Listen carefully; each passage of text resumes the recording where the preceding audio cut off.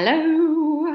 Hi. Hello, Facebook. Hi, it's Jane Tara from Better Reading, and this is our monthly segment of Better Reading B, where we talk about titles that inspire us, wellness titles, self-development titles, inspiring memoirs, all of that sort of thing. A lot of you know this segment now, so just come on and have a chat with me. I'm just checking the comments. As you can see, I'm not in the office. Catherine, hello. Hi. I'm not in the office. I'm up in Ballina, actually at my mother's house, and it has been glorious weather up here until today, so it's a bit wild and woolly. So if I go missing, it could be because, I don't know, wires have sort of been lost somewhere, or some trees blown on the house. But yeah, hello, Natalie. Hi. So good to see some people coming on now. So yes, Better Reading B, and I even for today have worn, if you can see it, my B t-shirt. So I'm dusting that off and bringing it out because I'm not in the office. Oh, here we go. Everyone's turning up now. Not by myself. Okay, Caroline. Hi. Hello, Natalie. The Ballina Bakery is the best. I'll go and check it out. I grew up in Ballina, so I'm up visiting my mum. I love it up in this area. So I came up a bit early, working from home, and then having Easter with family. Mehapreet Singh, good afternoon. Hi, Tony. Hi. Yay. Okay, people are here. All right, so as you know, this is Better Reading B. It is not What Are You Reading, which we do every Thursday afternoon at 2 p.m. This is where we just once a month talk about usually non-fiction titles that we find inspiring in some way, or that promote wellness, happiness, health, and just getting through life stress-free. So I've got some really great titles this week. The first thing I want to talk about, though, is that the top 100, which we've been talking about for the last month, voting closes tomorrow. So if you haven't voted for your favourite book of the year yet, and you would like the opportunity to win 100 books and they get delivered to your front door, go onto our website, betterreading.com.au, and vote. You'll see the post up there where you can vote and be in the draw to win 100 books. And we have 7 of those amazing prizes to give away. And even if you don't win, you've actually, helped an author out and had your say in what has been a great read for you. Excuse me. Josephine Moon, hello from cloudy Noosa hinterland. Oh, another beautiful place in the world. Hello, Josephine. I'm looking forward to reading your next book. It's coming up, actually. Heather, hello. Alita, lovely part of New South Wales. It absolutely is. Taz, hi. Jane, Amanda, hi. Hello. Okay. All right, so let's get started. The first book I'm going to talk about today, we've discussed numerous times already, and I just want to give it one more shout out because when we're talking about B titles, we're talking about sort of inspiring as well as wellness, and I think that no one can be truly happy or truly, well, unless they have their basic needs met. And I love at the front of this book, Isabella Allende actually says, what do women want? They want to be safe, to be valued, to live in peace, to have their own resources, to be connected, to have control of their body and lives, and above all, to be loved. On all these fronts, there is much work to be done, and this book hopefully will inspire others to do the work.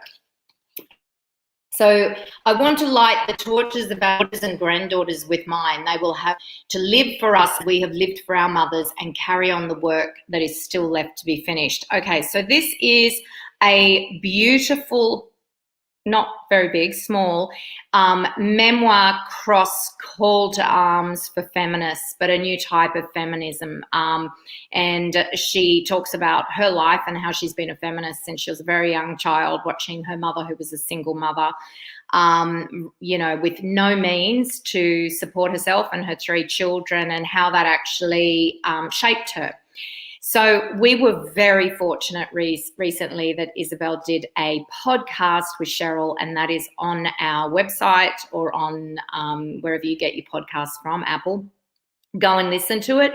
Absolutely amazing. And this is a really inspiring little book and an important book where she does actually, light the torches of our daughters and granddaughters. So beautiful book, a beautiful gift too. So that is that. Let's have a look. Who else is? Hello. Oh, hi, Tracy. Nice to see you. Hi, Sally. Yay. Okay. More people coming on. I'm going to talk about a book that I think is really sensational, and that is My Year of Living Vulnerably by Rick Morton. Now, he wrote 100 Years of Dirt about his, it's a memoir of him growing up and his experience with post-traumatic stress disorder. This is like the next step on his journey, and as he calls it, the journey to betterness. He is an incredible writer. He is really, really quite sensational. And he also recorded a podcast with Cheryl a couple of weeks ago, and it will be out soon. Look out for it, because he's amazing. Cheryl got off that podcast and was just like, I love him. He's great. And I said, well, that's how I feel after reading this. I've read it, and then I've gone back and I've actually read a chapter here and there. Just kind of sitting in his use of language, because it is beautiful. He is such a great writer, and as a writer myself, a little, it's that envious, I'm very envious, but in a good way, where you read someone's writing and you're just so inspired by it to do better and be better yourself. Anyway, this book is a really inspiring read for anyone who has ever suffered hardship or trauma, which is pretty much 98% of the population. We've all gone through things. And I love his take on moving forward in life, because we do live in a society where we promote, this whole gung-ho idea of curing and fixing ourselves and everything. And he doesn't do that. His story, it's a journey to just being better. He's not, he's not being cured, not fixed, just better. And this book is a journey to betterness, his experiment in living vulnerably. In fact, it's a book about love, what love is, the forms that it takes, and how we practice it in our lives. So in it, he, you can see I mark all the books up, but not, I don't turn pages, I just do little tags. In it, touch, the self, forgiveness, animals, beauty, masculinity, loneliness, kindness, dysfunction, doubt, next, beginnings. He goes through a series of, that's the chapter headings, and in each one he addresses each of those things, and he experiments with different therapies. Like in touch, he actually acknowledges that he hasn't been held for a very long time, and I think that is the experience of a lot of adults who are single, and he pays one of those professional huggers, embracers, and he talks about that experience, but also as a researcher, he researches the health benefits of touch and what happens to us if we don't have it. So I highly recommend this book. It's right up there as one of my favourites of the year. I love it so much. It's still sitting beside my bed, and I will continue to sort of dip in and out of this book for the next few months. I think I just love it. So My Year of Living Vulnerably. Okay. Jan. Good afternoon, Jane. Keep up the good work. Thank you, Jan. That's lovely. Thank you. I will. I'm trying.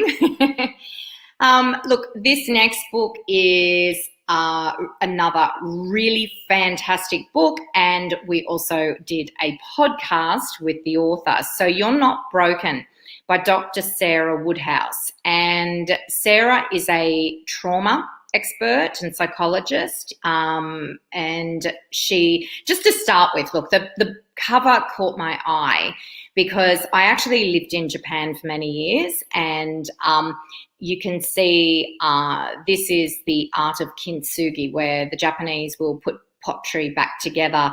They won't throw it away if it has a crack or a break. They'll glue it back together with gold because, you're not strong until you've been cracked and put back together with gold.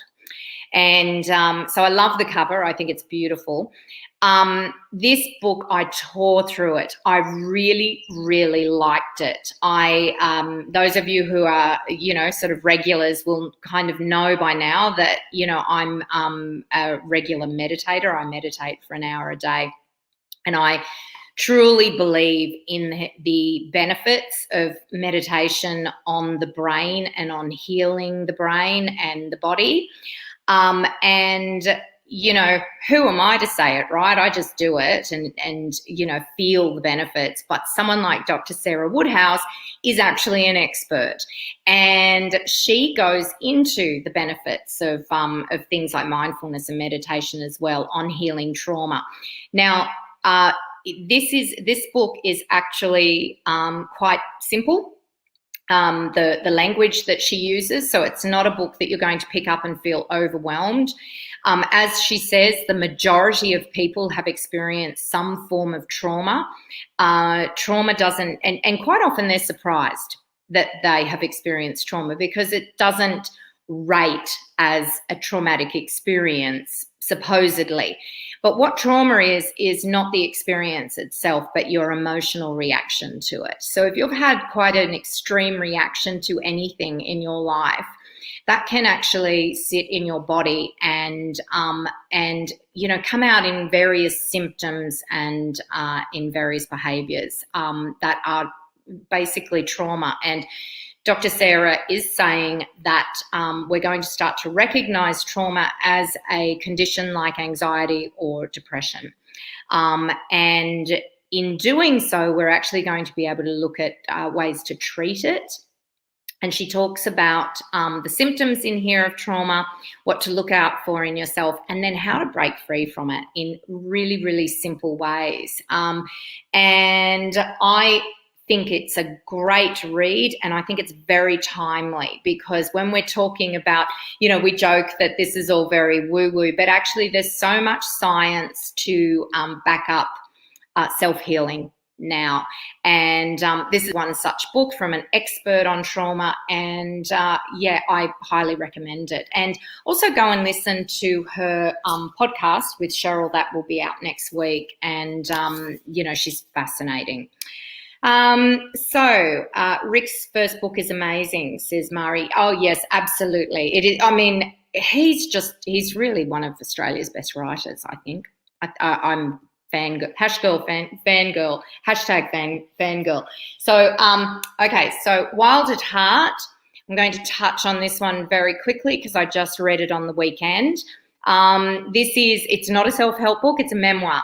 And I'm a big fan of adventure memoirs, sort of along the line of Cheryl Strayed's Wild.